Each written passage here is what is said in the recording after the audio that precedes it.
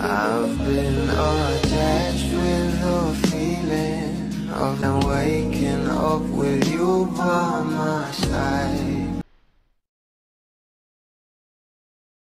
Sobrang kilig nga ang hatid sa atin ngayon ng ating Donnie at Bel Mariano, lalong-lalo na nga ang kanilang bawat kaganapan sa LU.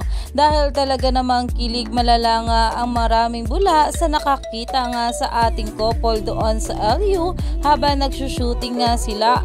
At grabe nga rin talaga itong ating couple na sobrang sweet talaga sa isa't isa.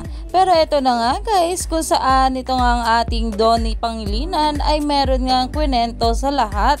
Narito nga guys sa nasabing video. Tell us more about it. Actually, we just got home from Lock-In. Wow. Oh. Kaya pala meron silang may konting tan. Yes. Naikwento nga dito ng ating Donnie Pangilinan ang kanaging kaganapan at experience nila sa LU. At ito pa nga guys ang video. Nag-La Union kami, medyo nag-surf tayo, di ba? Galing nga. Ang ganda ng experience natin doon, di ba? Ano yung... Dito naman guys, tinanong na nga ng ating Donnie Pangilinan nito ang ating Bel Mariano kung ano nga ba ang best experience ng ating Bel sa kanya. Narito nga guys sa nasabing video. Tayo. Sir?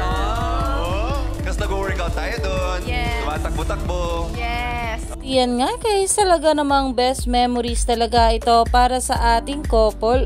Kaya naman stay tuned lang tayo for more update kila Donnie at Bel sa mga susunod pa na yuda.